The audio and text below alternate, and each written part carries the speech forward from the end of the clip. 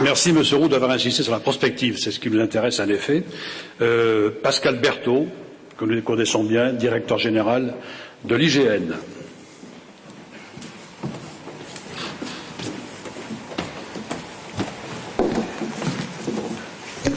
Bien, merci. Monsieur Gruson nous a parlé de l'IoT pour le musée de l'immigration. Ce qui concerne l'IGN, effectivement, nous remontons à la fois, si j'ose dire, à Colbert pour le passé et à Al Gore pour le futur. Ce qui fait d'ailleurs au passage qu'on a une grande responsabilité quand on est directeur général de l'IGN, parce qu'on peut se voir aussi bien en Marco Polo qu'en Bill Gates, ce qui étaient tous les deux des très grands explorateurs. Et je crois que c'est le côté assez extraordinaire de cette maison IGN et de la géographie, on en parlera lors de la table ronde suivante, c'est qu'on est dans l'exploration permanente.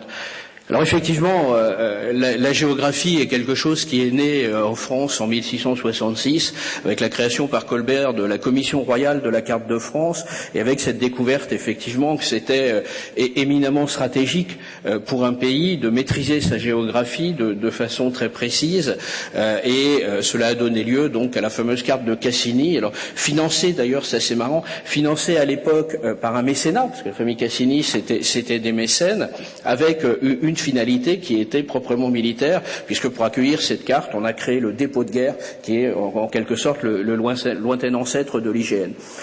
Alors évidemment, à l'époque, on mettait les cycles de temps n'étaient pas tout à fait les mêmes, et vous avez noté cette date de 1666, c'est en 1800 à peu près que la carte de Cassini a été faite, et là, elle tombe sur un certain Napoléon Bonaparte qui s'aperçoit que c'est éminemment stratégique et beaucoup trop pour le laisser aux civils, et donc cette carte est confisquée.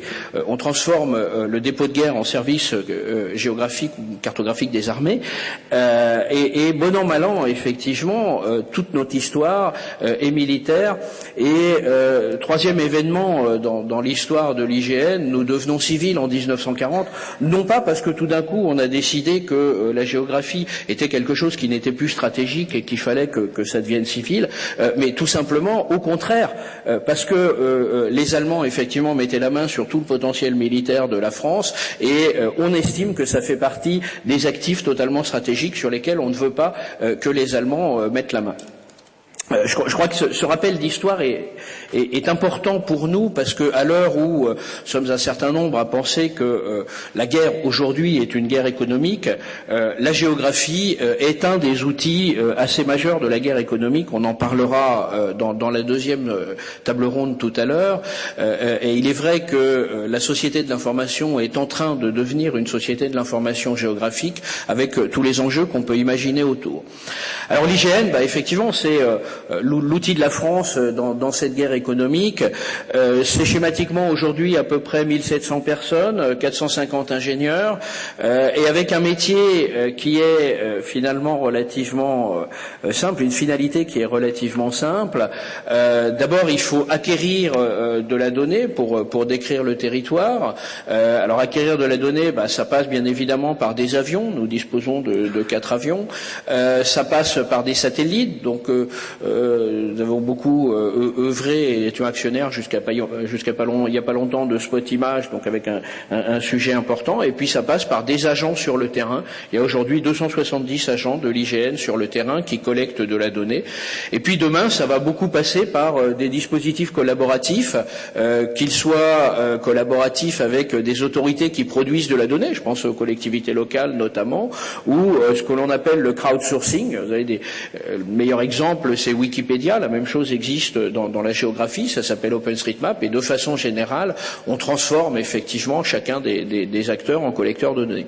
Une fois qu'on a collecté toutes ces données, on les met dans des très très grosses bases de données, et derrière, on développe des algorithmes qui, à partir de ces très grosses bases de données, vous permettent de faire la couverture en orthophotoplan, la carte à telle échelle, la carte à telle autre échelle, la modélisation 3D, et donc effectivement une compétence forte de l'IGN, par la force du temps, est devenue la modélisation informatique et d'une certaine façon ce qu'on peut appeler aujourd'hui le big data.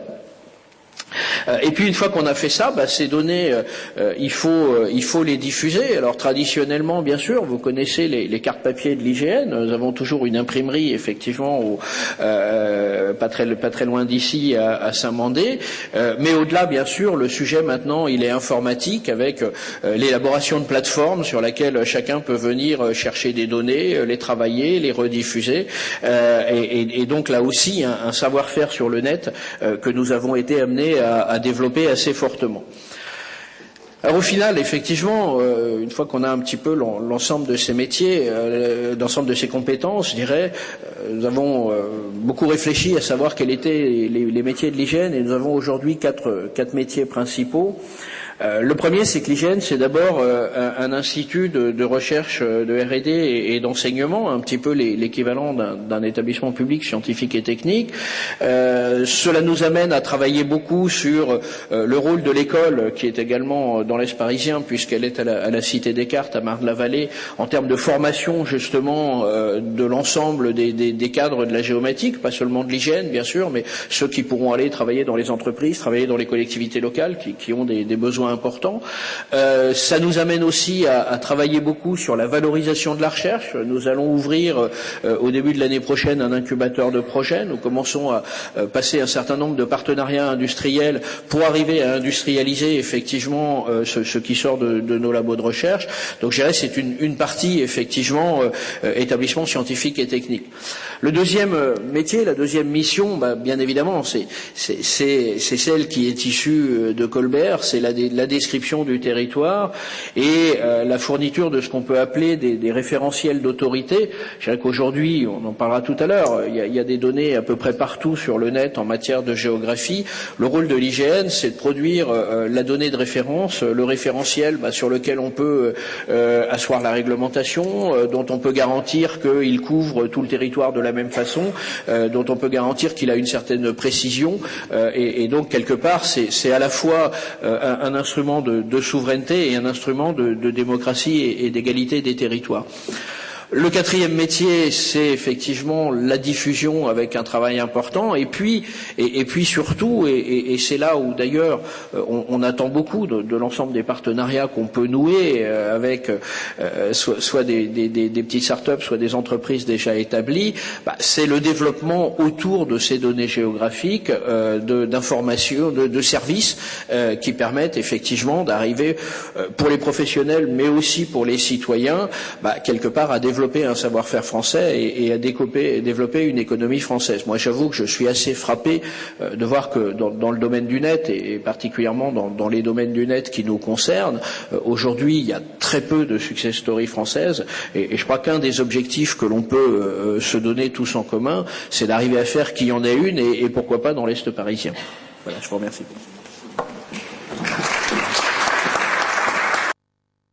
Michel Assouline, directeur de la communication de Météo France.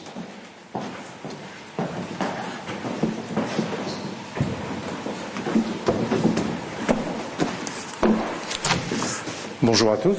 Monsieur le maire, merci de m'avoir invité à m'exprimer au sujet de Météo France. Alors, Météo France a une histoire un petit peu plus récente à la fois que l'IGN et dans son implantation à Saint-Mandé, puisque nous sommes à Saint-Mandé depuis 2010. Et Météo France, en gros, c'est 3500 personnes réparties sur l'ensemble du territoire qui font partie d'un établissement qui est la référence en matière de services climatiques et météorologiques. Alors, ça veut dire quoi? Pour faire de la météo et du climat, il faut regrouper un certain nombre de métiers. Il faut commencer par observer. Il faut assimiler tout un ensemble de données qui proviennent de différents capteurs, différents instruments qui sont disséminés sur l'ensemble du territoire. Également de l'instrumentation basée à l'intérieur d'instruments d'observation qui sont dans l'espace. Ensuite, on fait beaucoup de calculs. La météorologie, c'est 80% de la technique et du calcul. Derrière, on a en bout de chaîne une interprétation de ce qu'on appelle les sorties de modèles. On fait beaucoup de prévisions numériques. Et puis après, il faut savoir interpréter, diffuser cette information vers différents utilisateurs. Météo France a trois grandes vocations. Sa vocation première, c'est de contribuer à la mission de sécurité des personnes et des biens. C'est ce moyen d'anticiper des situations météorologiques à risque, ou potentiellement à risque, ça a pour vocation de prévenir les différents services de l'État qu'il y a une situation à risque qui va intervenir, et donc les mettre en mouvement de manière à pouvoir protéger au mieux les populations et les biens. Voilà.